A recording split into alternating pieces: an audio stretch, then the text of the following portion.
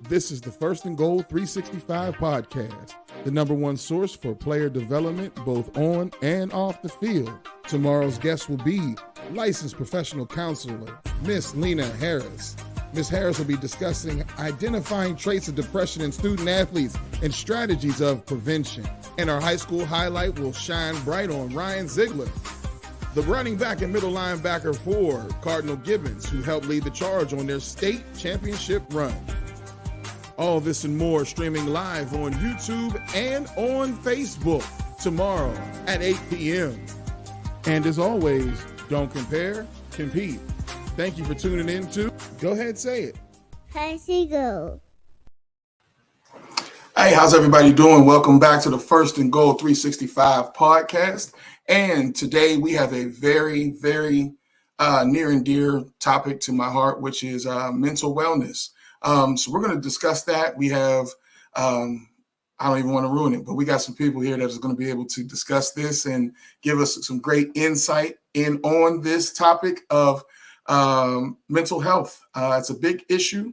As a head coach, I had experienced a lot of battles with young men and young ladies internally that they were not necessarily expressing at home or to anyone else. And it's a driving force for me to make sure that we do discuss these things with our younger people because they put a lot on themselves early. So we also have, our high school highlight that we're going to be talking to today. And it's a fine young man, and I want everybody to get a chance to get to know him off the field just as much as people are going to know him on the field. So we're going to go ahead and jump right into that right away. So we're going to go ahead and play that first high-tech video. Today's high school highlight shines a bright light on my man, Ryan Ziegler. Ryan is a running back and linebacker for the Cardinal Gibbons Crusaders. This state championship Mike linebacker will be returning for his junior campaign. So make sure you follow my man, Ryan Ziegler, at 919-ZIG with 2 G's. Don't compare, compete. So, without further ado, I got my man Ryan Ziegler coming up. Ryan, how are you doing, sir? Good. How are you? I'm doing great. Hey, man, I know you're a silent assassin, so this may be a little bit uncomfortable for you because I think since I've known you, I might have heard you say a full sentence twice. So it's okay, though, man. So just relax with me and have some fun, all right? Okay, cool. So first thing we're going to do is start with a simple question. Who are you off the field, man? Tell me who you are when football is done and football is over and you finally get a chance to take those shoulder pads off and everything and you get home. Who are you? Tell me some things about you that people don't know. Off the field, I'm chill. I'm pretty quiet. I mean, if you're my friend, I'm gonna talk.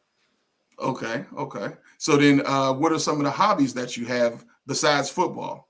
I like to play basketball. I like to go out with my friends. I do fish too sometimes. You do? I fish too. Oh, you fish? Yes, sir. What's the biggest you've ever caught?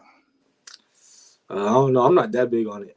Okay, but it's just something that you like to do. Yeah. Okay, all right. So where have you gone fishing? Do you fish off the boat or do you just fish off the side? Usually off the side.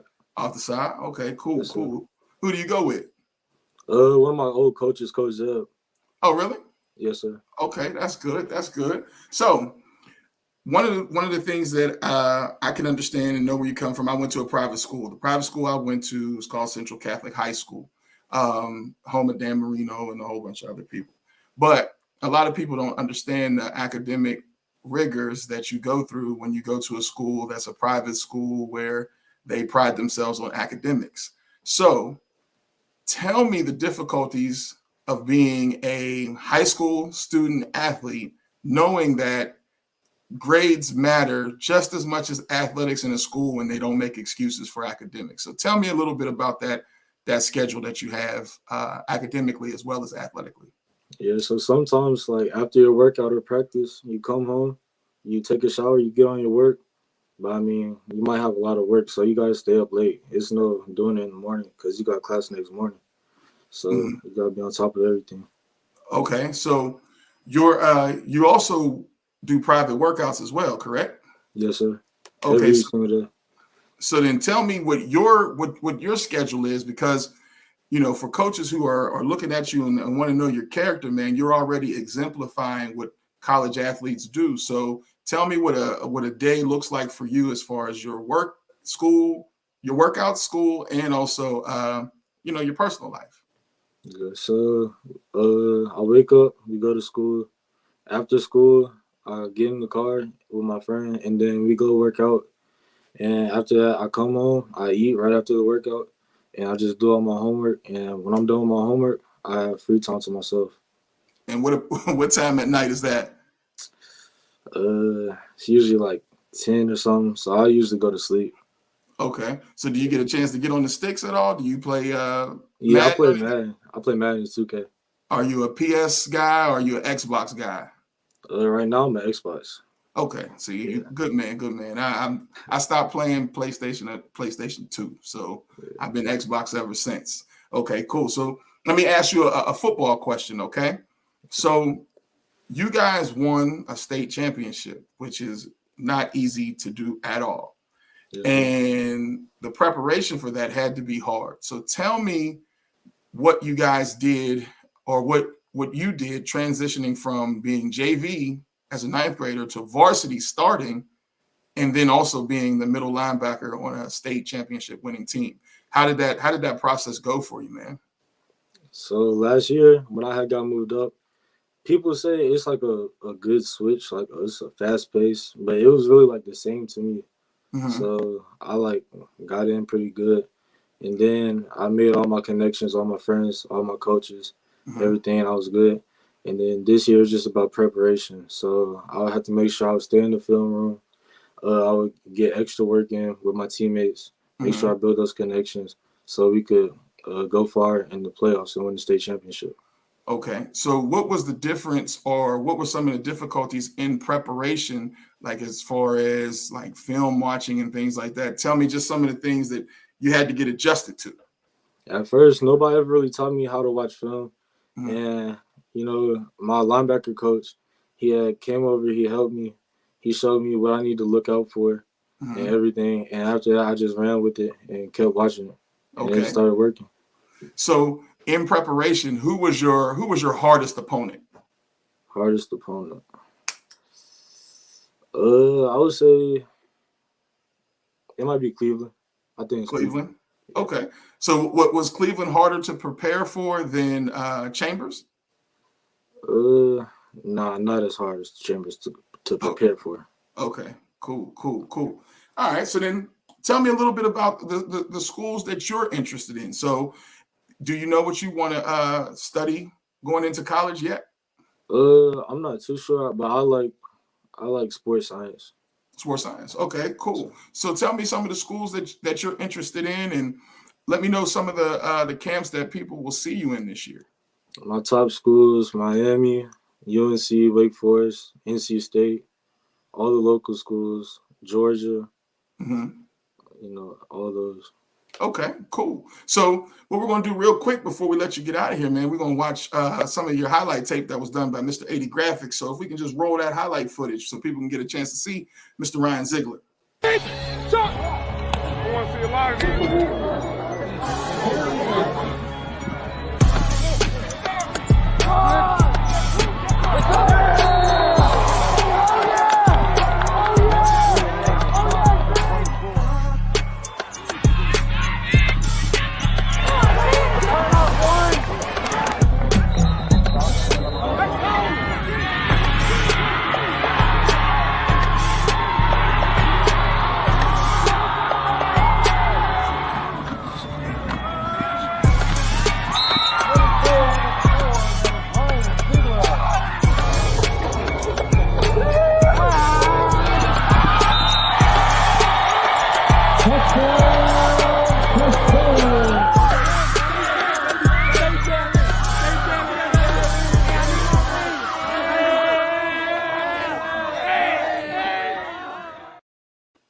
So the reason why I saved that video for last is because you did the ring me, just like we seen Aaron Donald do, man. So give me how that felt to be a state champion, man. And in that moment, knowing that you're a sophomore and you got 2 more chances to go ahead and get another one. So you can end up leaving out of there doing this, you know what I mean? So just tell me what that experience was like for you, and then also for the guys that look up to you, because, young guys come to the game.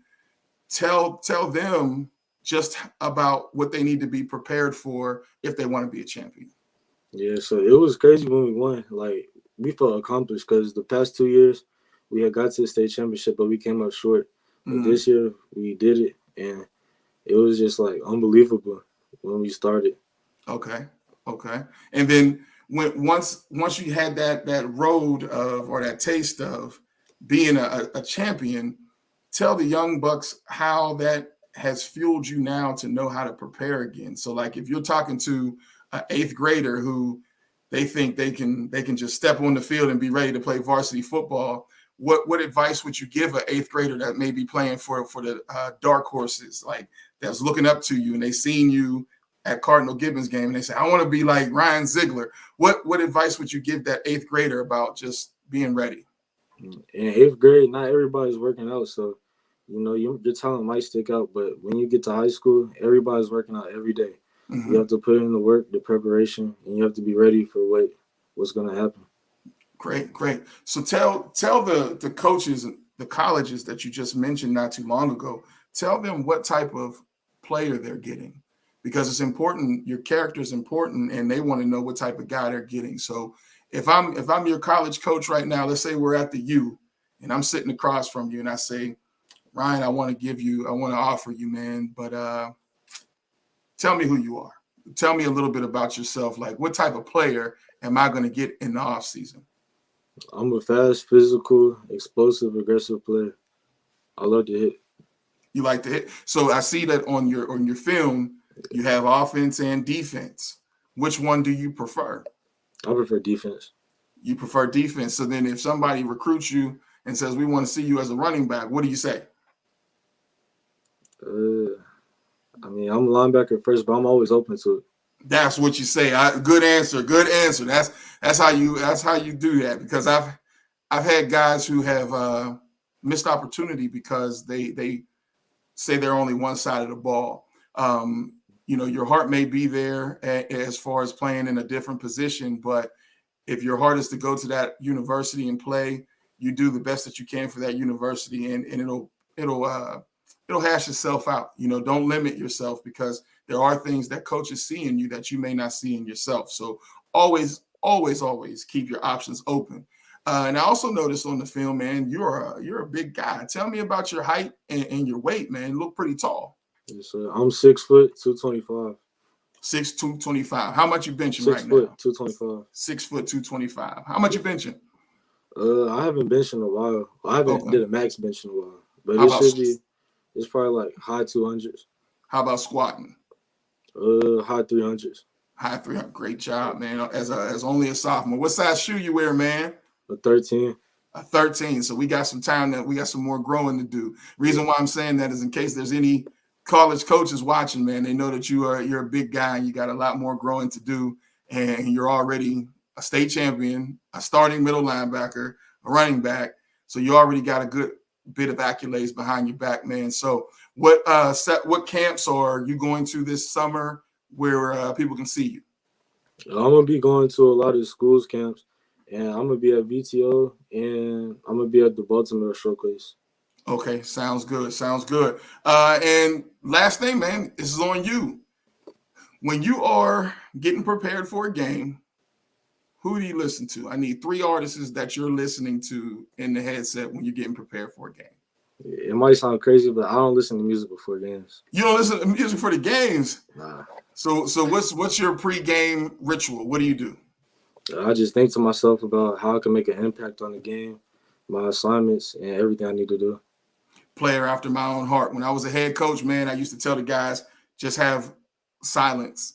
So we didn't listen to anything in the locker room. It was called the calm before the storm. So you're a man after my own heart. Happy birthday. You just had a birthday not too long ago, correct? Yes, sir. Thank you. Yesterday. And how old are we? 16. 16. Happy 16-year-old birthday, man. Thank You got you. your driver's license and everything? I got my permit right now. You got your permit, so we're working on that driver's license, huh? Yes, sir. Tell Dad to get that money out so he can get you a car, all right? I got you. Hey, man, thanks for being on the show today, man. I appreciate you. And anything that I can do to help you out, you just hit me up and let me know, all right? All right. Thank you for having me. No problem, man. God bless. So as you guys can see, that's a young man that is on the right path. Starting at middle linebacker as a true sophomore, that is huge. So he went straight from 9th grade straight to being on the field, man. That's a big deal. And also having that state championship ring is even bigger. And as you can see, he's a very humble guy, so it hasn't gone to his head. So any coaches that's out there watching, you might want to go ahead and put your stake out there and send those flyers out there early and get in contact with Ryan Ziegler. So now we have the meat and potatoes of the podcast today. And, like I said, this is a part where, for me, it's very dear because we do have a lot of young people who, kind of suffer silently because sometimes they just don't know who to talk to. And then sometimes after they find out somebody that they may or may not be able to talk to, they don't necessarily know how to articulate it. So today I have a friend and a guest who is going to help us with some of this from the parental side and also from the understanding from the student side. So without further ado, let's drop our intro. Today on the First and Goal 365 podcast, we're going to tackle a tough subject, mental wellness among student athletes.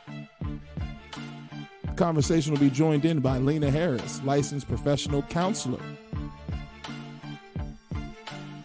Some of the topics that we'll be discussing on this wellness podcast is stress, performance anxiety, stress management. We will also be discussing coping interventions. This is the First and Goal 365 podcast. And as always, don't compare, compete. So before we get into introducing our guest and bringing her on, I want to show a quick clip of a gentleman who his name is Avery Burton.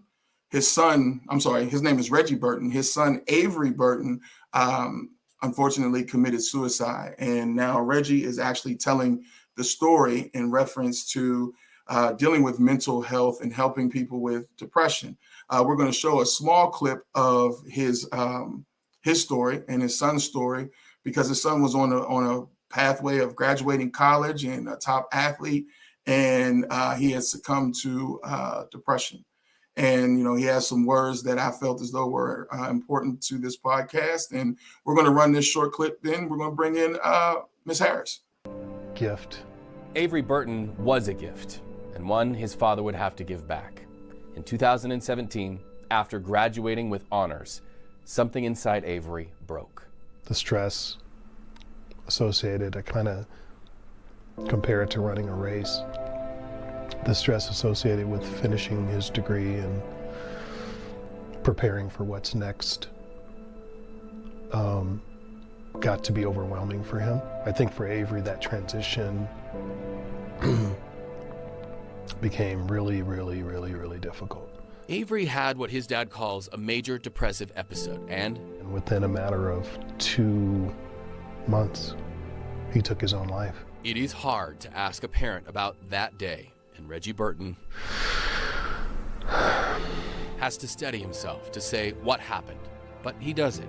Avery's last day, an important part of the story that is the backbone of the Avery Burton Foundation, a day that started when Avery posted a suicide note on Facebook.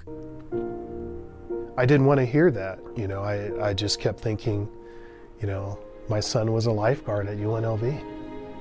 He taught himself how to swim. He was one of the best swimmers on campus. I don't want to hear about the undertow of the Colorado River. He can swim his way out of that because that's how great he is. That's how talented he is. That's how determined he is. If you could have talked to him. Don't do it. Let us help you. Let's talk this through. We can work this out. Whatever you're going through, whatever you're feeling, we got this. Words from a father that would never reach his son.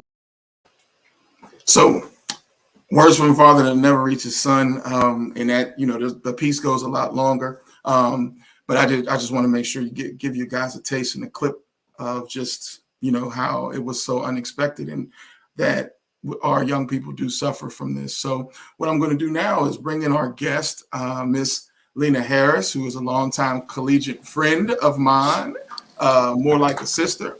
But in her profession, she's a licensed professional counselor, and she has dealt with some of these things. So, hey, Lene, how you doing? Good. How are you? I'm doing great.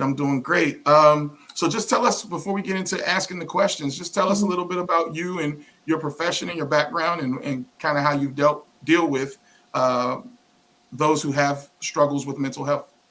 So my background is actually education. I started out working with children of all ages, but started working with high school athletes and kind of realized like there was just kind of an innate thing there with them that I just wanted to continue. Fast forward to going to grad school, wanted to be a school counselor, couldn't find a job.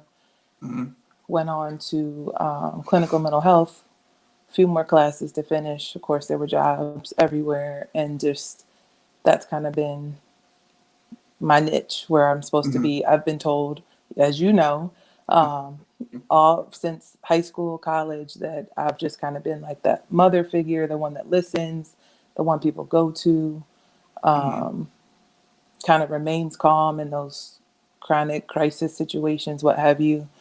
So now I work at a crisis mental health facility, not necessarily with athletes, but that's just where my drive, desire, passion has been.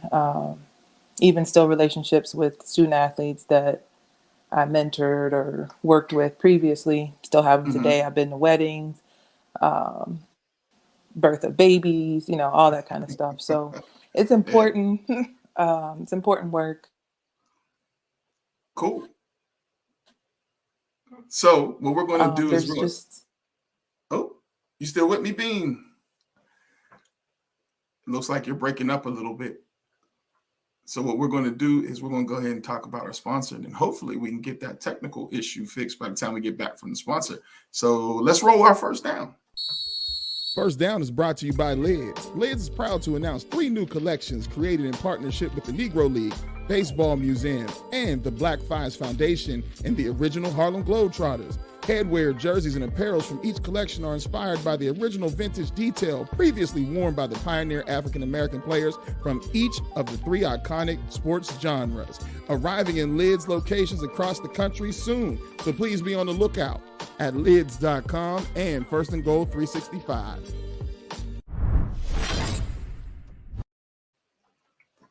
There she is. She's back. Are you still there? There you go. I don't know if it's I don't know if it's my connection.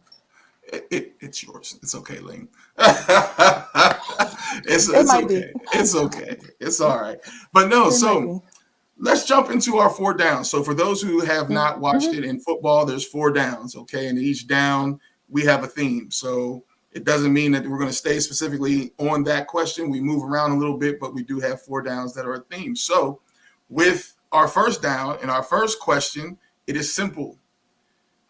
What is depression? So what is the definition of that? And what is it? Because so many people may mislabel it or not even understand that they are depressed. Tell me what it is. Yeah. So of course you would ask me for the specific direction, the definition. So a lot of people experience depression differently, but in general, it's the prolonged existence of like I don't want to say depressed, but a change in mood where, you don't want to go outside, you're sleeping through the day with the curtains closed, you're not eating, just, changes in mood, things of that nature. And that can go on for months, weeks, months. Okay. Before you even realize something's happening. You might get fixated on something and you just continuously are in that. like Okay. over and over. But it could be a depression that you're just, not even knowing. Like we function in depression, unfortunately. Some people So, it succumbs to where they need medication. Some people we just function in it. so are there ways that we can kind of like I guess manage it, or like, so once you Hmm. say we function in it, and it actually, this is my second question, but it's okay because this is Hmm. something that I'm just passionate about. Yeah. How do we function in this depression? You get what I'm saying? So now Yeah. if we're operating in it, how do we function, or what's the functionality going around just as far as our interactions? It's that press through. Like I have to get up. Like I really don't feel like going to work, Hmm. um, but I have to. Hmm. You might have Hmm. time. You can go ahead and that's what you have time for. Take your time. But no, Hmm. I'm just gonna go ahead and go in here. Not really, just going through the motions, pretty much going through the Okay. motions of everyday life, um, with lack of enthusiasm towards it. Okay. So then now, how do we take this and then like not neglect those who aren't athletes? Hmm. But so say I have this, like, so is there like a sports depression, anxiety? Because we've seen athletes now say, I need a mental health day, Hmm. or I'm mentally checking out. So what about that anxiety are athletes suffering from, or in your experience, what is some of those things that you've seen athletes suffer from with depression or anxiety? So, being an athlete, there's that natural excitement, nervousness of Hmm. an upcoming game. It might not be like a regular season game, it might be like the championship. Hmm. Or, professional athletes, it could be anything because they're always in the spotlight. Hmm. So, when it turns to a negative nervousness, Hmm. like your confidence is low, maybe you're returning from an injury, so you're just like, yeah, I don't know if my knee's gonna hold up. Like things like that can cause you to have anxiety in the Okay. sports world. Um, and it just builds and builds and builds, and you don't Hmm. know what it is until it's pinpointed because you're just Gotcha. continuously going through the motions. Okay. So I'm a coach, Yes. and the reason why this is important is because there have been times in my past where I've leaned on players, right? Hmm. And I'm pushing them thinking that they could just get over it. So what is your advice to a coach who is, old, we'll say old school, those old school coaches where Hmm. you what is a mental health day and what do you Yeah. mean? What's your Hmm. advice to those guys? Because I've had to learn myself to ease up a little bit, but what's your advice? It's all about relationships. Hmm. So if you have a good rapport and a good relationship with that student athlete, then you're kind of in tune to kind of how they are. Okay. So, over time, if you notice things that they typically used to do, they're not able to do as far as like practice, if they're giving 100% on a regular basis at practice, and then for like the last 2 weeks, they're coming late, they're, not being the leader that they previously have been, it's time for a check-in. What's going on? Has something changed? Because, we both were college athletes, high school athletes, so we understand the pressure being in a new environment, getting to college. You may have a set schedule, so your course load, you Hmm. may have a boyfriend, girlfriend, you could be a parent being in college. Oh So man. it's, it's a lot of things that factor into it, but having those relationships really Hmm. helps to do check-ins. Yeah. And, we can no longer just say, oh, that's just how they are, because, mm-mm, Yeah. Yeah. And so now that you have spoken to like, just the relationship building, I have realized how important that was as a coach. So when I finally got my head coaching job, people asked, well, how did you do this? How did you get these kids to move? And literally it was, I built relationships with them.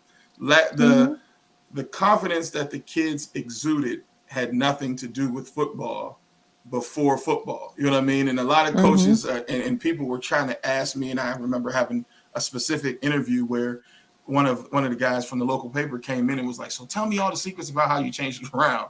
And none of it dealt with football, and everything was more of a psychological, emotional, finding out about home and all that and all that. So that was definitely needed. And I had to learn it myself because I was an old school, just get over it type of coach. But once you do that and they realize you're more concerned about them as a person, they're more inclined to open up if something is happening if you don't check in first. Absolutely. They're more inclined to say, hey, I can go to Coach Block because I know he really cares about what's happening outside of football. And they would say that all the time. They would say that all the time. So there's a good question that's on the table. So let's run that good question by Miss Kimberly. What's the difference between being and having a depressed episode or having a bad day? So it depends on how long it lasts. Okay. So having a bad day could just be that Tuesday. Wednesday, you're back to, okay, I'm feeling good. I'm gonna get up. I'm gonna, do my regular routine. Having a depressed episode is that a month and a half, 2 months from now, I'm still feeling that same, I don't want to get out of bed. I don't want to do such and such. Okay. So it's the time frame that makes the difference. Okay. Good question. Good question. So we're going to move into our second down. So let's go ahead and run the second down sponsor. Second down brought to you by NFL Pro Shops. He reels it in. Touchdown, LA! The Rams have won the Super Bowl, and you can get your hands on the official trophy collection, including the Super Bowl t-shirt, hat, and celebration towel. Shop now and get a special offer at NFLshop.com.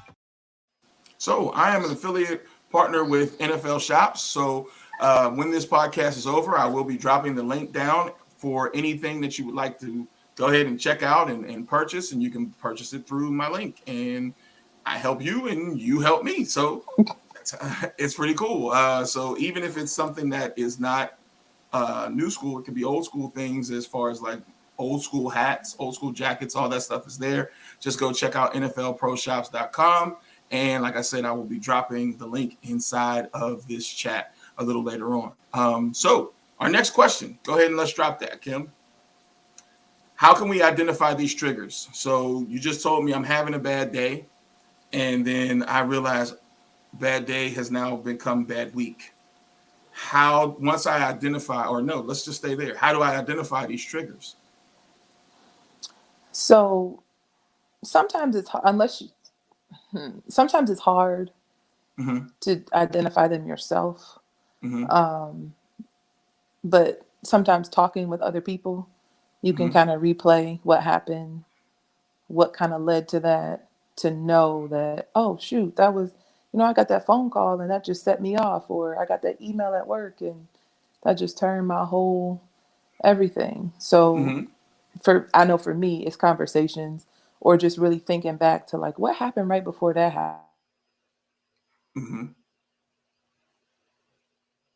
Uh-oh, Bean. You might have to go back out and come back in again. Oh, there you go. Nope. You with me? Sorry. No, it's okay. Yeah. Yeah. Okay. Oh, it's okay. We have another good question. Yeah. The question is high functioning depression a new term, or has it always existed? It probably has always existed, but we give names to, we change the name of things. So like I said, we just continuously just go, press through. I got to get up. I got to go to work. I got class. I got to get the kids. I got to go here. I got to go there. While you really don't feel like it, but it has to be. If you don't do it, then who does it? So I just feel like labels change, but the underlying description remains the same. So I feel like it's always been around. That's cool. We got another engaging question. They're lighting you up, Lene. What would you say to a former athlete that no longer plays the game and they're having to acclimate to everyday life? So this is a good one. And I don't think this was one of my down questions, but it is, because we do see athletes in situations where they do not know how to deal with not being under the lights anymore. So what are some suggestions, because she has to be careful on how she answers questions, guys. She can't, but It's okay. what is one okay. what are some things that you would suggest in reference to just getting acclimated to being what we call normal? So honestly, it would be to engage in counseling, engage in some form of therapy, so that you can talk through what you're feeling, because it's a culture shock. You go from playing, for years, let's say like a football player, you start playing as a little kid potentially. So Right. now you play through middle school, you play through high school, you could potentially play through college. You could play next level, or maybe, you try your hand at it a couple years and, you get injured and it's not for you no more. But now what? Because this is all I've known. So I honestly feel like counseling would be the best option. There are now more licensed clinicians, social workers, therapists that are getting into the sports world or already in the sports world that deal with athletes specifically to help with that transition, because it's major. It's a major transition. Yes, it Major is. transition. I suffer from it myself. I'm not gonna lie, because you turn into like, what am I gonna do with all this time? Yeah. Because you're so used to being structured, and it's like, so now what? And in my case, a child showed up. So anyway, we're going to we have another question from Mr. Levon Barlow. What's up, Bash? Big Lee. Big Lee, is it one thing to identify them, but what does depression stem from? How does one recognize if they are depressed? Lee, are you late? We'll revisit this, brother. It's okay. It's okay. It's okay. We know you. Yeah, we know you. So how do we identify this? So in yourself or somebody else? Which way you want me to do this? Yourself. Hey, you know what? Let's talk about somebody else. Like, how do you like? So say I'm in a relationship or a friendship, and I'm just noticing some things. Like, what am I?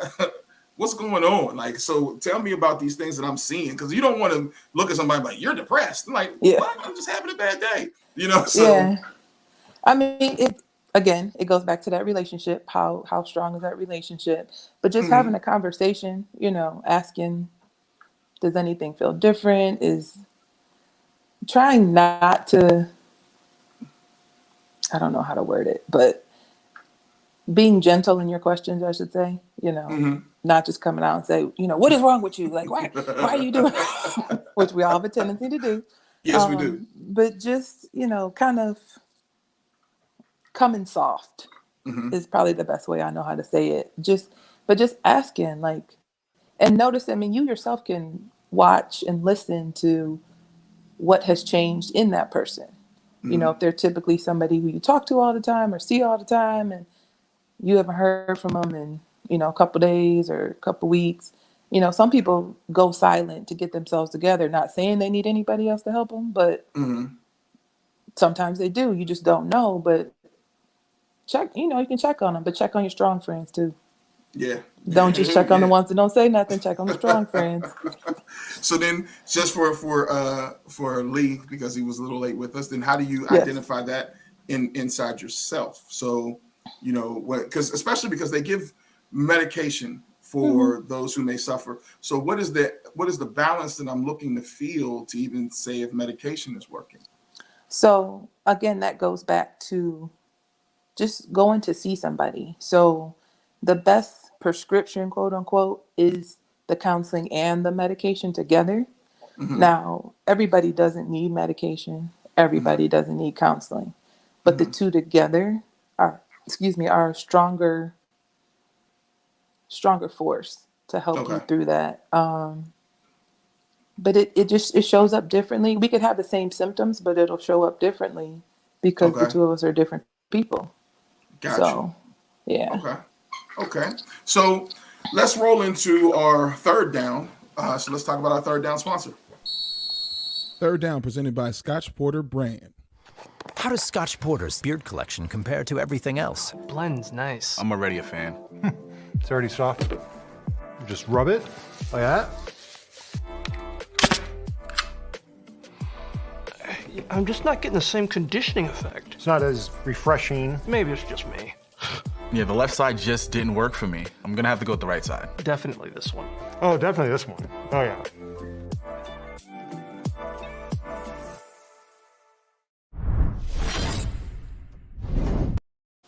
So we had a good question from one of the parents, and this is kind of where it's going to take me to the next step. Athletes work so hard to perform at a high level, and sometimes they identify themselves through their performance. How do you protect themselves from depression if they don't achieve the desired outcome after all the work? So that was going to be one of my questions too. So we push, and now we get to a point where everything that we have been told is now different, and you start to see the athletes decline. So how important is it for us to find identity outside of athletics when we've been defined by athletics for so long? That's a great question. It's a hard thing to do, honestly. When you're engrossed in the athletic world, it's hard to find that balance. But, you know, being the parent,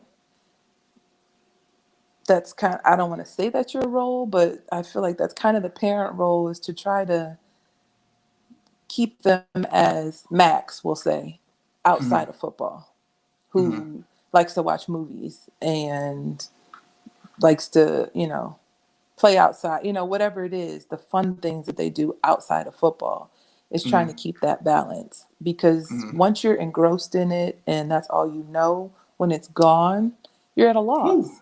Yeah. And it's essentially a grieving process.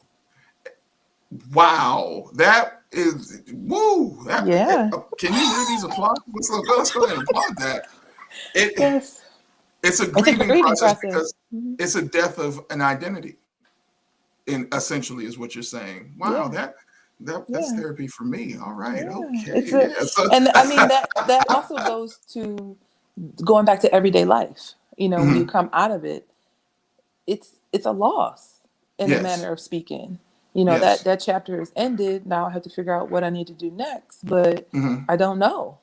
And if you're linked, if you are like professional sports, you know, like NFL, NBA, they have the Players Association where they have, you know, these services that you can be linked with to help you navigate that. But come out of high school, come out of college, there's no player association for that. Yeah. But it's a loss. It's a grieving process. So in your opinion, are we pushing these young kids too hard? So from what you see, when you're dealing with the adolescent mind, so you see it differently than how we see it as coaches and parents and all that. Are we pushing these young players too hard or putting too much expectations upon them too early? Yes and no. So I have a group of friends who have a youth league, football and basketball. Super close to the football coaches, and was at practice one day. They started out as like 8 and 9-year-olds. They're like 12, 13 now. And the coaches are the fathers of these kids. Like so many of them had kids around the same time. They developed this football team. I was at practice. Dad was yelling at, you know, and I just looked at him. I said, he's a baby. Like, why are you yelling at him like that? Now, you know how I am around football. But I'm like, that's a baby. He's 9. Like, why are you yelling at him? That, you know, I'm his I said, you're his father too. And he's a child and he can't separate that.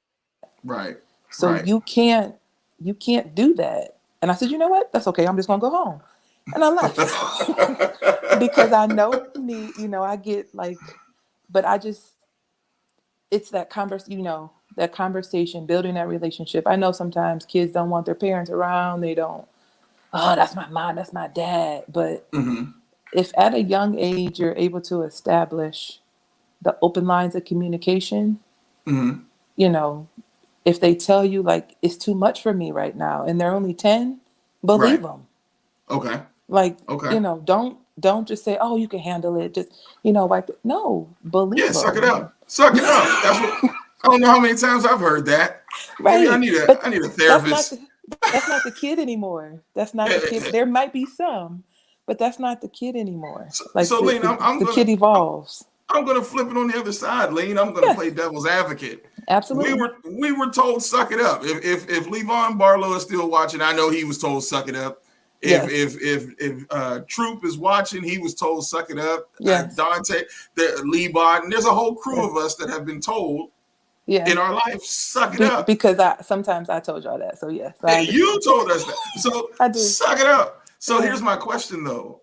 Mm-hmm. Are we doing our young men and women, but we'll say young men right now. Yeah. Are we doing them a disservice with the ideology of suck it up without giving them a platform to express why they feel that way? I think where we are now with things, yes. Mm-hmm. Because before we didn't talk about it. We didn't talk about mental health. We didn't talk about, I don't feel like getting out, like none of that was talked about. Right. We just did whatever, or that's old crazy cousin Larry, like, whatever. But honestly, now where things are, and with young kids are taking their own lives by whatever means, like honestly, we just need to be a little more serious about it. And I mean, if your kid is that kid where you can say suck it up and they know how to navigate that, but I would say more so they're not built like you guys were. I don't know. I think some of us need counseling now as adults, so maybe maybe there were some issues that didn't get addressed then that we are exhibiting in our behaviors now. But there's that too, though. Like, there's stuff that we've carried, as kids, that stuff we weren't allowed to talk about. Mm-hmm. We couldn't talk about it outside the home. So we're just carrying it. And, you get to be an adult and then it just comes out in some other crazy form. But when you trace it back, it goes back to childhood.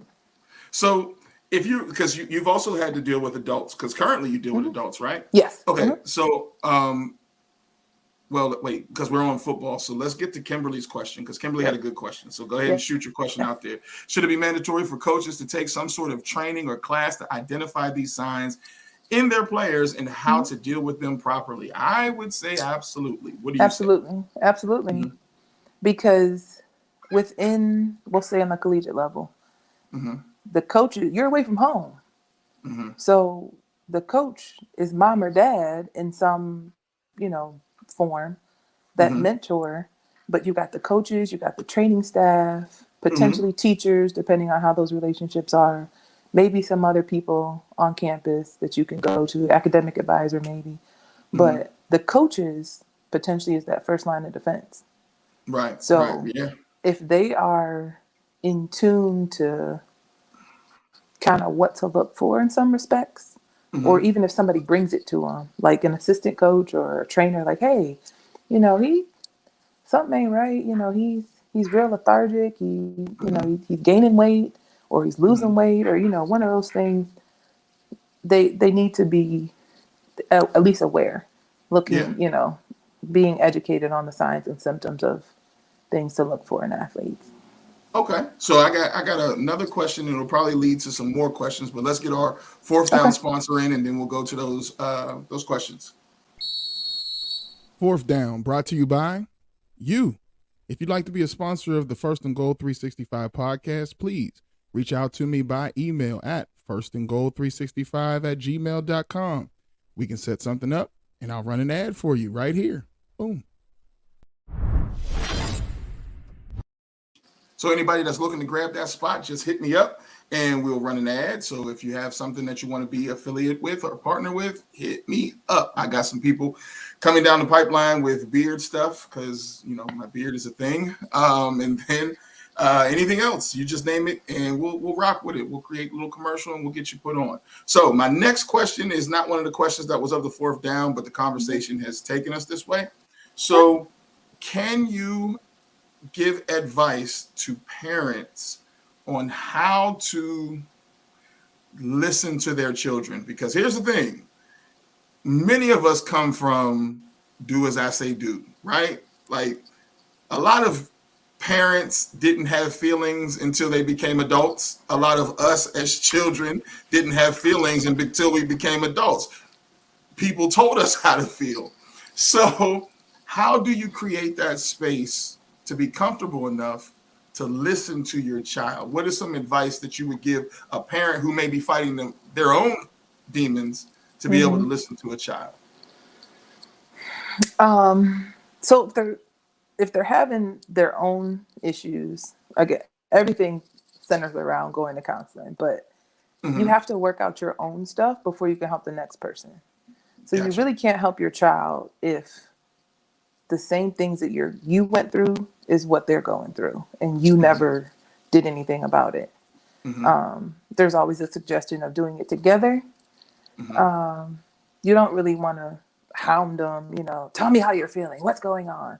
But it could just be a casual conversation. Maybe, hey, come, I'm cooking dinner. You want to come here with me while I'm cooking dinner? Or, let's go so-and-so, and just, ease into conversations. But again, if you have an open communication with the child, they hopefully feel comfortable saying, it's a lot of pressure right now. I just, need a minute, or I need some support, or sometimes they ask for counseling. Yeah. Now, social media, I know that plays a part, man, because, these young kids have access to blogs and, and even in high school, I have an interview where I actually said it. And, maybe these guys at high school OT still are mad at me to this day.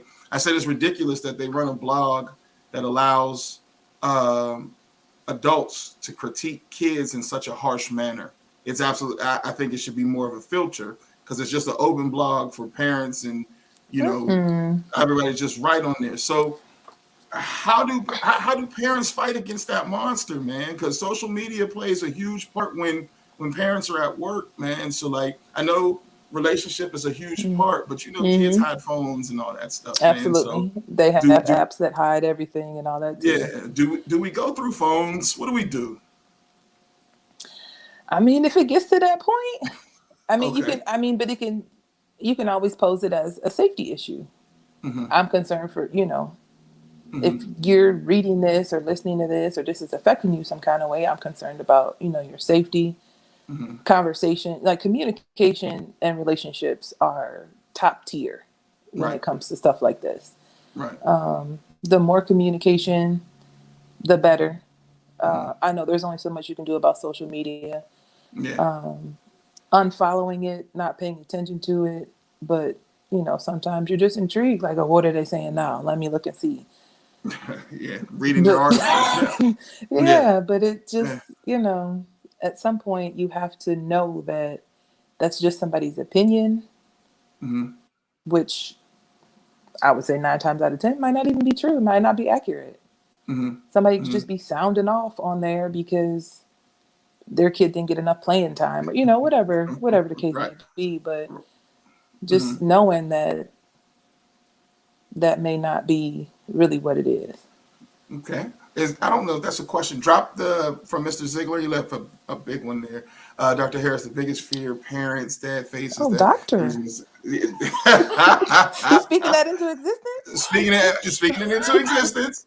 Okay. You're in school for that now, though, aren't you? No, I'll get to that though. It relates. Okay. I'll get to it. Okay. All right. Cool. Let's go back to the biggest fear parents face is that they use the saying "suck it up" because on the good side they want to build resilience and character. On the bad side, they don't want their kid to be viewed as soft. Yeah. So that's a good one, because especially dealing with these young boys, nobody wants a whiner, right? Nobody wants a whiner. And so some of these things are tough. So the balancing act, because you had mentioned it, and there's a young lady who is also a therapist that we'll be having on in a few weeks. She wrote a book about the balancing act. But before we get to that, tell us about that, man. How do we, as parents, balance it in ourselves first? Because you said we got to handle us, right? So how do we handle that first with us so that we can process what we see? The balancing act.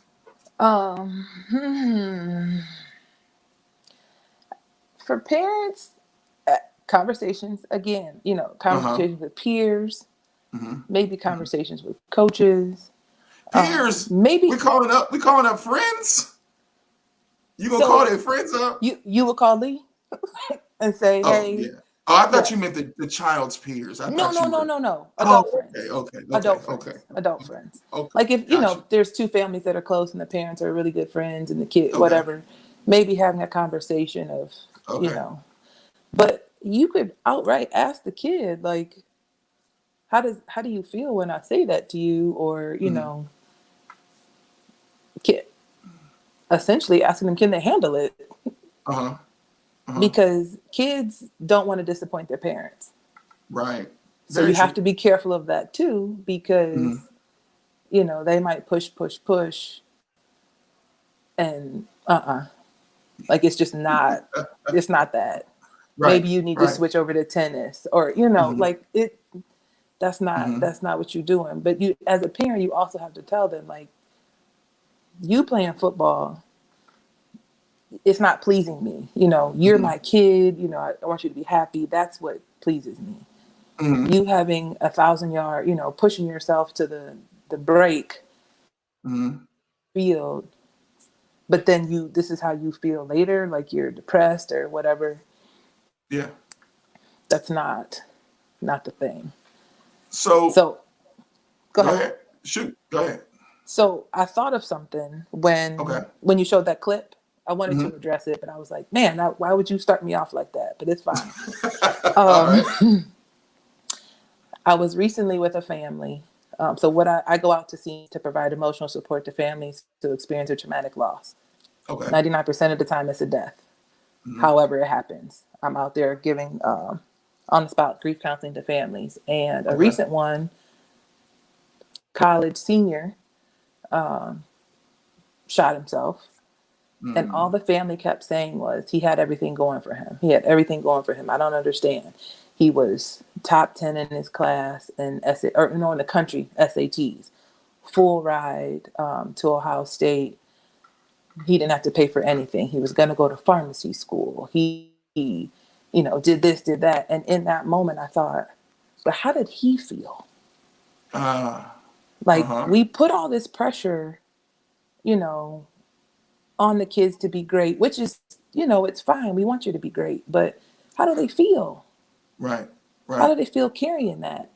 And I don't know all the ins and outs of their family relationships. I met these people. I was with them for an hour. That's all I know about them.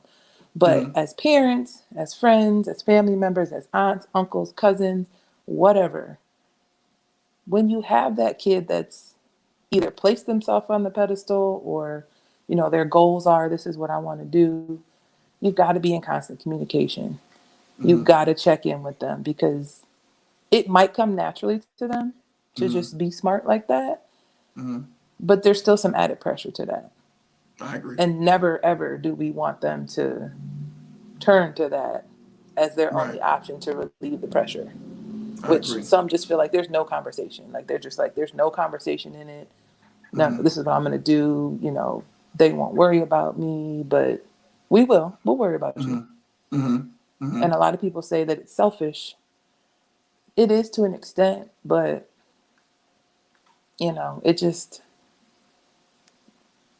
when people have a means, sometimes you just can't stop them, unfortunately. Like, correct. If this is what their plan is, no matter how much talking you do, that's what they're going to do. But keep the lines of communication open. Build the relationships, check in with them. Watch the amount of pressure. We say it. We were that kid, I got to do this. I got to do that. Because I know for me, my thoughts never went that route. But I knew that coming home from Duquesne University was not an option if I didn't come home with the diploma. End of story. Right. Yeah.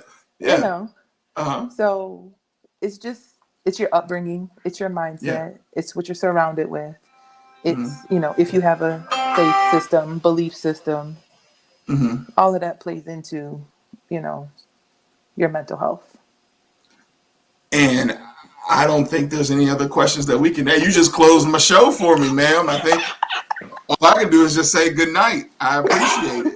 No problem. but No problem. but what I will say is though, there's something that you had said, and this is what we'll kind of leave it on, because I myself, along with my fiance, we've done therapy, and for those who have never done it, do it because it helps. So you can do individuals and couples and families. Like, it doesn't do it. Did we lose you? We didn't lose you at the end, did we? Huh? We lost her. Oh, we lost her at the very end. So I'll close it out though. So what I was going to say is, for those who have stayed around and stayed to watch it, okay, let's bring her back up since she's with us. So what I am going to say is, please make sure you keep therapy as an option. A lot of, especially in the African American community, we do not necessarily turn to therapy because we are taught that it's okay to work it out on your own and bear the weight of depression and all that, and you can work yourself out of it, and you end up digging yourself deeper and deeper and deeper into the hole. And so what I will suggest is, please, if you need help, seek help. Go out and Google it if you need to, but I'm going to let a professional tell you kind of how you go about this, as far as just searching for it if you realize, hey, you know what, it's time for me to talk to somebody. So how does one go about that? So real quick, the program that I'm in now is called the Alliance of Social Workers in Sports. So it's essentially social workers. I am not, but you don't have to be one. Getting back into working with athletes. So getting the other side, the policy, all of that. However, many of the professors are out of North Carolina. They service athletes. So what I'm willing to do is reach out to them to see if I can forward information for anybody that's in the North Carolina area. I'm out of Ohio, so I'm only licensed in Ohio. Can only provide therapy to anybody in Ohio. But I do have people that I'm in my cohort and the instructors that are out of North Carolina. But you can go to your local emergency room. You can Google mental health services in your area. Lots of places have walk-ins. I know here in Columbus, my facility is a walk-in facility 24 hours a day, 7 days a week. And just, tell them you need what you're going through. Be honest. Tell them so they can get you the help you need. Don't sugarcoat it, because you're asking for help, and somebody can provide that for you. So, be open, be honest. It's going to hurt a little bit because you're working through. It hurts. Because you're working through things that you've been holding in for years, potentially. So, do the work, because on the other side of the work, you feel much better. You can help the next one, things of that nature. So, awesome. Yeah, and if you could you give the name one more time in case people want to Google that tonight before we get this information up on this podcast? What the Alliance? What was it called again? So it's the Alliance of Social Workers in Sports. Okay, awesome. And so it's something that I can just Google, and the information's right there. Boom. So that's the program that I'm in. But I don't know if it lists those type of links on there. I might have to. But look you can and get see. us that though, right? But I can reach out to the people that I know in North Carolina. Okay, I'll take because that. We'll take that. They're all over. Okay, so sounds good. I can reach out to them and see. Awesome. Well, of course, if you heard me slip a couple times and not be professional and call her Bean, because I said Bean a couple times and I'm killing myself. I didn't even notice it. Yeah, she's like a sister to me. We call her Lean Bean. So thank you very much, Lean Bean, and I appreciate your time. And as soon as you get that information, I'm going to make sure I post it up for everybody. One more thing before we get off of here. Yes, ma'am. I'm coming to North Carolina to see that young man play, because he's giving me Derrick Henry vibes all day. He's very much so like Derrick Henry, and he is definitely great to watch. Yeah. And he's only a sophomore, I'll let you know when I'm coming. All right, come on down. The door is open. All right. Yes. Thank you very much, Bean. So great information, and I got to close the show on that. So as you know, as always, Don't compare, compete, trust your own path, because you got your own things and your own path you have to worry about. While you're watching everybody else, you're worrying about somebody else's issues and problems and not dealing with your own. So make sure you get that tunnel vision, get to your own destination, your own way, trust your process. Don't compare, compete. Have a good night. See you next week.